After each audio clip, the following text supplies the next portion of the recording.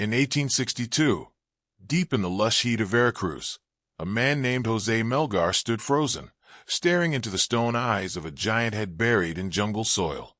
It was massive, sculpted from basalt, and ancient. But what shook him wasn't just its size, it was the face. Broad nose, full lips, something unsettlingly familiar, yet completely out of place. Melgar called it a Negro head. And just like that, a theory was born that maybe the first great civilization of the Americas wasn't American at all. Decades later, this idea took root. In 1976, Ivan van Sertima stood before the world and said the Olmec were Africans. He pointed to the colossal heads, those bold features, and claimed they were the faces of modern-day sailors who crossed the Atlantic before Columbus ever dreamed of a ship. Another voice, Andrei Wierchinski, swore he had cranial evidence to prove it. Sculptures were no longer just art. They were passports. Proof. Or so they claimed. And people believed it. Because when history is missing pages, the imagination fills them in. The silence of the Olmec, no written language, no names, no graves marked with lineage, was fertile ground for stories. And for over a century, we stared into the carved eyes of these stone giants and saw what we wanted to see. But what if we were wrong? What if the truth wasn't written in basalt, but in blood? Because in 2018, in a quiet lab far from the jungles of Veracruz, a team of scientists held a rib bone, just inches long. It had lain beneath the ground for 3,000 years, and inside it was a code. Not a myth, not a theory, but a genetic whisper from the past, waiting to speak. And when they listened to that whisper, when they unlocked the DNA, what it revealed didn't just rewrite the story of the Olmec. It shattered the illusion entirely, because the face we thought we knew wasn't African at all. And what it truly was leads us to the next truth, buried deeper still, hidden in a lineage older than the heads themselves. In 2018, the silence of the Olmec was broken, not by stone, not by myth, but by a rib, just inches long, fragile, curled in the shadows of San Lorenzo. It had waited 3,000 years, and when touched by science, it spoke. The team was led by Dr. Maria de Lourdes Muñoz Moreno, alongside Miguel Moreno Galena, and Cyphers, and Enrique Villamar Becerril. They weren't looking for controversy, just answers, and what they found shook the foundation of every old theory. Two individuals, one from San Lorenzo, circa 1200 BCE, the other from Loma del Zapote, 1000 BC. Both among the earliest Olmec remains ever sequenced. When their DNA unraveled, base pair by base pair, what emerged wasn't West African. Not even close. No haplogroup L, the maternal signature of African ancestry. No Middle Eastern or Asian traces. Nothing imported. Nothing foreign. Instead, both carried mitochondrial haplogroup A, the very same genetic fingerprint found in Native Americans across the continent. It was pure, local, rooted in the Americas for thousands of years. The contradiction was no longer a debate. It was dead. Carved heads no longer held the truth. Mitochondria did. But here's what made it even more surreal. As researchers extracted this ancient code inside a sterile lab, white light gloves, cool steel, the world outside still imagined jungles, pyramids, gods with jaguar masks. The ancestors were buried in ritual, now dissected by data. One world of incense and obsidian, another of genomes and silicon. And still, the real question hung in the air. If these Olmec were Native American, if their bloodline was truly born on this continent, then where did that native lineage begin? Because before it reached Veracruz, before it ever sculpted a colossal head, it had to come from somewhere far colder, far older. And the trail? It doesn't lead south. It leads into the ice. Because thousands of years before the Olmec carved gods from stone or traded obsidian through the jungle, their ancestors stood on a continent that didn't yet exist. Beneath their feet, what we now call the Bering Strait, was solid earth, a frozen land bridge called Beringia, stretching from modern-day Russia into Alaska. It was the late Pleistocene, around 20,000 years ago. Glaciers still ruled the north, and sea levels were hundreds of feet lower. A hidden road connected two worlds, and from the heart of ancient Siberia, people began to move. One of the oldest genetic clues comes from the Malta boy, discovered near Lake Baikal, buried with tools and an ivory swan. His remains, dated to nearly 24,000 years ago, revealed a shocking twist. His DNA was closer to modern Native Americans than to any East Asians. That finding changed everything, because when scientists sequenced ancient Olmec and early Mesoamerican genomes, they found traces of that same ancestral signal. Between 14% and 38% of their ancestry pointed directly back to the Maltabiret culture. Not legends, not symbols, hard-coded into the genes of the so-called mother culture of Mesoamerica. But the mystery didn't end there.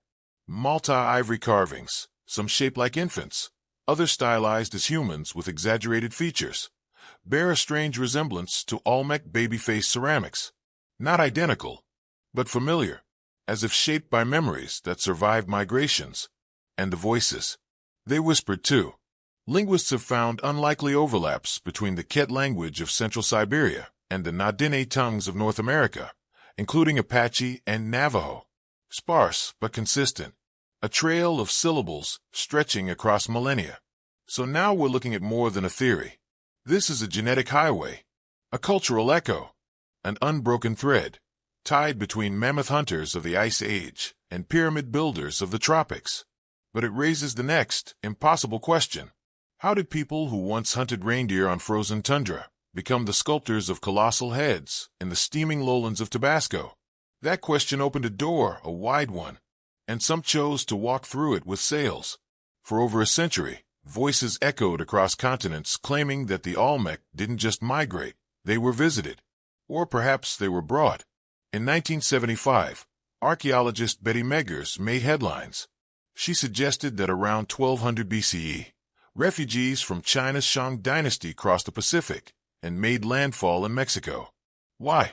She saw jade, carved, precious, symbol-laden, and she saw glyphs, Olmec symbols that, to her eye, echoed oracle bone inscriptions of ancient China.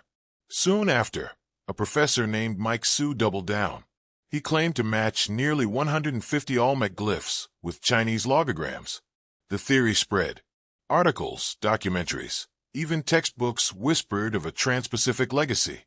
But science, it stayed silent, until the silence was broken with data.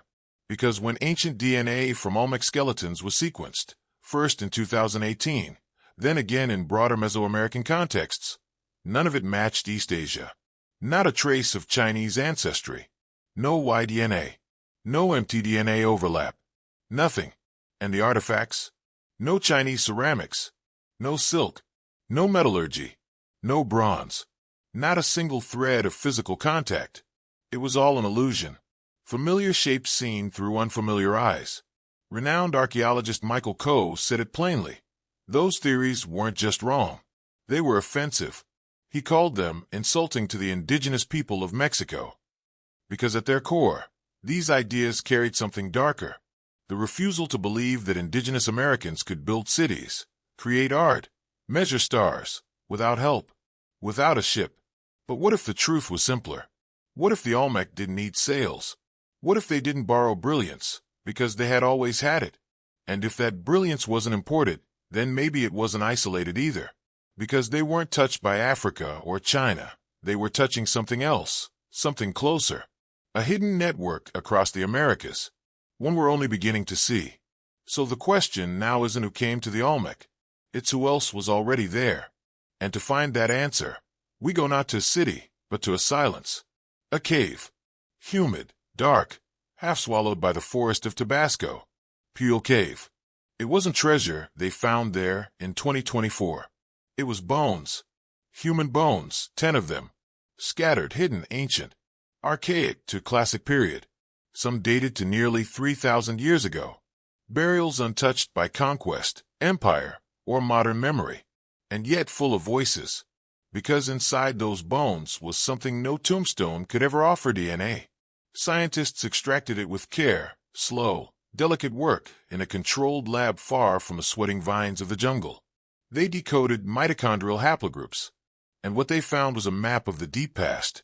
AA2, C1, C1C, D4. No outsiders. No unknown signatures. Every single one, indigenous to the Americas. But it wasn't just the genes that stunned them. It was the body. One skeleton, Puckstabmex009, female, radiocarbon dated to the late Archaic.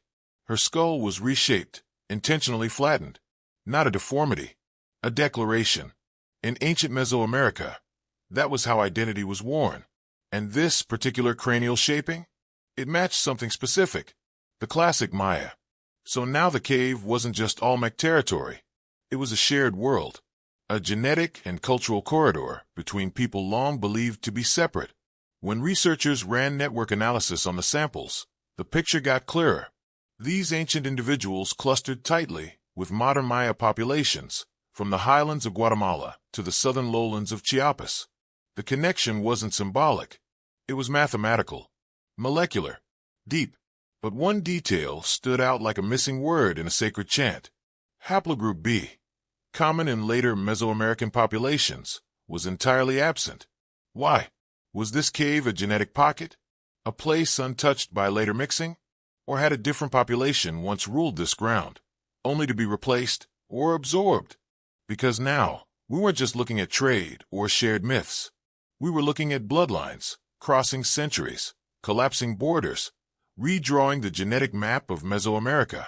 And that raises something far more intimate, far more haunting. If these people were genetically linked to the Maya and lived in Olmec territory, then maybe they weren't just neighbors. Maybe they were kin. And if they were kin, how far did that blood truly travel? To answer that, we step into the heart of the Olmec world, Veracruz, Tabasco, the humid basin where rivers coil like serpents and volcanoes watch in silence. A place where stone was not just shaped, it was sanctified. Here, around 1200 BCE, a people rose. We call them the Olmec, but that name wasn't theirs. It comes from Nahuatl, Olmecatl, the rubber people. Given long after their voices were gone, what they called themselves, we don't know. Their name is lost, but their work never. At San Lorenzo, they built a capital not from mud, but from basalt. Monuments carved, hills reshaped, drainage engineered. Before pyramids rose in Teotihuacan, before Maya glyphs danced on stone, the Olmec were already bending earth to human will. Then came La Venta, ceremonial platforms, massive tombs, and offerings buried in layers like prayers, sealed beneath jade, hematite mirrors, serpentine figurines. Power wasn't just shown, it was staged. Trace zapotes came later, still echoing the same rhythm. Massive heads, carved thrones, a calendar that ticked with divine weight. They played the first Mesoamerican ballgame. Not just sport, but blood-soaked ritual. They may have tasted the first cacao, crushed and brewed long before it sweetened any European tongue. They carved glyphs into the Cascadel block, 950 BCE, a slab older than any Zapotec or Maya script. They moved like wind across trade routes, obsidian from the Valley of Mexico, jade from Guatemala, shells from the Gulf, maybe even ideas from the highlands to the sea. And yet, for all their brilliance, the Olmec left behind no names, no kings, no royal lists carved into temples, no spoken lineage written into walls. Their cities are mapped, their gods imagined, but their voices? Silent. Until now. Because buried within the bones and ashes, the second language remains. One written not in stone, but in cells. A language only the genome can speak. And the next time we hear it, will come not from temples, but from teeth. Because inside every tooth, every rib, every tiny sliver of ancient bone lies an echo. A whisper carried across time, not in language, but in lineage. Some truths don't survive in stone. They survive in blood, in breath, in the quiet hand of a mother, passing life to her child over and over for thousands of years. That's where the real story lives. Not in kings or wars or monuments, but in the mitochondria. Inside every cell, a lineage, carried by women since the beginning. And when scientists began mapping the genetic ancestry of Native Americans, they found something impossibly elegant. Just 5 maternal lineages, 5 mitochondrial haplogroups, A, B, C, D, and X. That's it. 5 genetic matriarchs. 5 ancient women whose descendants filled 2 continents. And the Olmec. They carried haplogroup A. We know this now, thanks to the 2018 DNA analysis of skeletons from San Lorenzo and Loma del Zapote. Their bones, silent for 3,000 years, revealed the same maternal signature found across the Americas, the same fingerprint passed from Siberian hunters to the first Americans, a shared genetic flame, still burning in the veins of modern indigenous Mexicans. But it wasn't just in the damp shadows of Puel Cave, we saw more. A 2. C1. D4. Ancient individuals, buried beneath layers of time, held markers found in modern Maya. Network analysis didn't just show ancestry, it mapped belonging. These weren't outsiders. They were threads in the same woven cloth. Then came the children of Midnight Terror Cave, sacrificed, buried, remembered in silence. 82% carried A2. 12% had B2. For the first time, haplogroup B entered the frame. Small but present. A new voice joining the old chorus. And yet, across every region, Eceret on the Maya coast, Teotihuacan in the Valley of Mexico, one thing never changed. The same 5 mothers. 5 ancient lines, reshuffled across empires, cities, and collapse, but never replaced. Even now, you can find them. In highland villages, in rainforest communities, in the faces of those who still walk the lands their ancestors once ruled. But then the pattern shifts. Because over time, haplogroups like B and D begin to rise. Others fade. And it happens not through invasion, not through mixing, but through something quieter. Internal. Hidden. A ghost population disappearing. A lineage blinking out.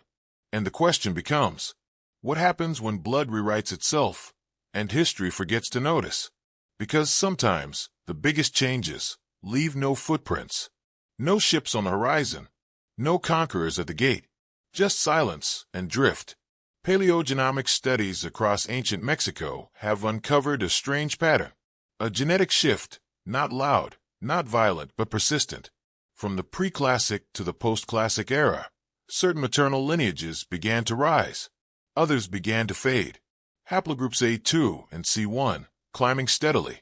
More present, more dominant. But B2 and D1? Slowly, quietly, they recede. Not erased, just outnumbered. Not replaced by outsiders, but thinned by time, drought, movement, and maybe choice. And that's the twist. Because during the most extreme climate disasters, centuries of drought that cracked the ground and shattered civilizations, there's no genetic evidence of mass migration. No southern push from Arido-America. No sweeping wave of newcomers flooding into Mesoamerica. The genome doesn't lie. People didn't flee. They stayed. And in staying, they changed. Not by mixing with the unknown, but by evolving among themselves. Populations reshaped by slow currents, families joining, breaking, surviving. A continent rewriting its own rhythm. But then something else appears. In the north, scientists detect a flicker. A ghost. They call it a Pape, an unknown ancestral population. Ancient. Mysterious. Its genetic signal shows up in some northern Mexican samples. And only there. A lost lineage. A branch with no origin. No identity. No name. And yet, nothing like it appears in Olmec zones. Whatever this ghost was, it didn't reach the Gulf Coast. It didn't shape San Lorenzo. It didn't touch La Venta. So now we're staring at a strange contradiction. If the Olmec were never replaced, if no outside blood overtook them, if no migration overwhelmed their cities, then where did they go? Because genetically, they should still be visible. Their haplogroups are still here. Their descendants still walk the land. And yet, the Olmec themselves, those who built heads from stone and gods from thunder, are gone from the map. So, if they didn't disappear from the genome, why did they disappear from history? Then where did they go? Because genetically, the Olmec never vanished. Their lineages are still here, living, breathing, woven into the DNA of millions. And yet, by 400 BCE, their cities were silent. San Lorenzo, once the largest city in Mesoamerica, was abandoned. La Venta, their spiritual heart, buried its last offerings and faded. Trace Zapotes lingered, but the spark was gone. The colossal heads remained, but the hands that carved them stopped. No battles recorded. No conquerors named. No last king etched in stone. They just disappeared. Not from blood, but from memory. And that might be the strangest mystery of all. Because the Olmec weren't erased by force. They weren't overthrown by foreign powers. There's no archaeological layer of fire or massacre. No mass graves.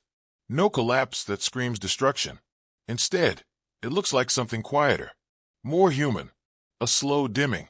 Maybe it was the climate. Shifting rivers, drying wetlands, changing what could grow and where. Or politics. New powers rising in the highlands. Trade networks redrawn. Or perhaps it was internal. Beliefs shifting. Gods fading. Stories losing their grip. Cultures don't always end with a bang. Sometimes they simply dissolve. But the truth, the raw biological truth, is they never left. The haplogroup A of the Olmecs still flows in modern indigenous Mexicans. The mothers who gave birth in San Lorenzo are still giving birth in Veracruz, in Oaxaca, in Chiapas. The language may have changed. The temples may be dust. But the genome remembers. And that brings us to a haunting possibility. Because if the DNA survived and the people remained, could it be that we walk past Olmec faces every day? Could the child playing in the plaza, the farmer tilling ancient soil, the woman weaving under morning sun, carry the very blood of the head carvers, the jade traders, the pyramid dreamers? We've lost their names. We've lost their kings. But maybe, just maybe, we can find one. In a tooth. In a jaw. In a perfectly preserved genome, waiting beneath jungle earth. And if that happens, if science gives us a name, what happens when we finally meet an Olmec? Not as a myth, but as a person, as a family, as a face. Because that face might not be carved in basalt. Because the next whisper from the jungle might be your ancestor. And this time, that whisper won't come from a stone monument or a buried offering. It'll come from inside a tooth. That's where the future is hiding. Deep in the roots of ancient molars, in the marrow of ribs sealed in mud, in fragments so small they'd once be discarded as dust. But now they are sacred, because in the last 5 years, ancient DNA science has evolved into something unimaginable. We no longer need full skulls or perfect remains. A single piece of tooth enamel can reveal everything. What someone looked like, what they ate, how they lived, who they belonged to, and who they passed that story down to. Full exome sequencing now allows us to map over 20,000 genes from a single ancient person. Y chromosome studies can trace paternal lines never seen before in Mesoamerican studies. Linkage disequilibrium, once a mathematical puzzle, is now being used to reconstruct family trees from 3,000 years ago. And yet, the most important Olmec burials, the real treasure, still sit in silence. San Lorenzo, La Venta, Tres Zapotes. These weren't just cities.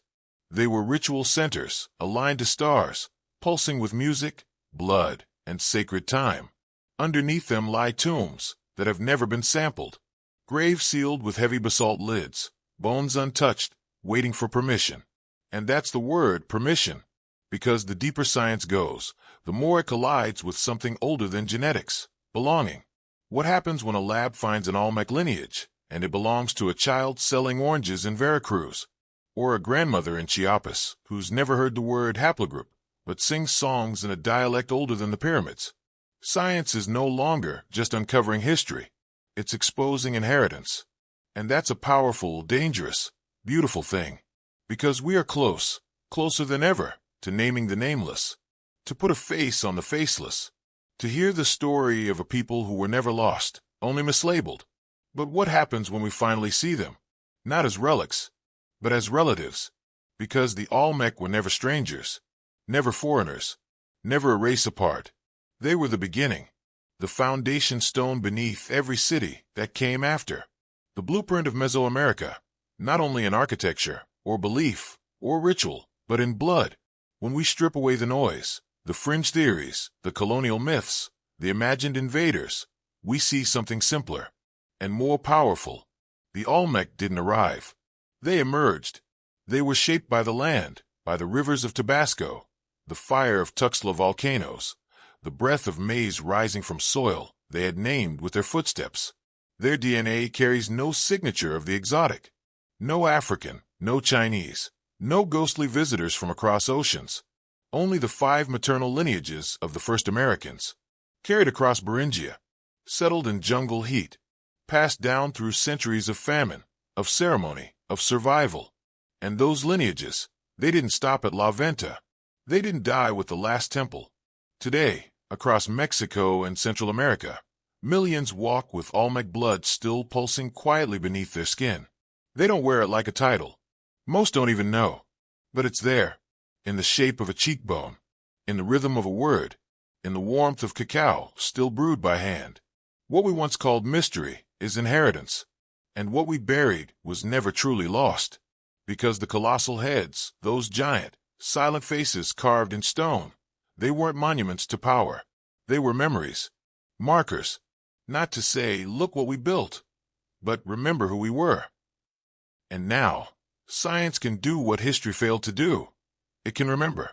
So if you've ever felt a pull toward buried truths, toward ancestral echoes, toward the strange, sacred call of forgotten civilizations, subscribe. Because this isn't the end of the story. It's the unlocking of a lineage.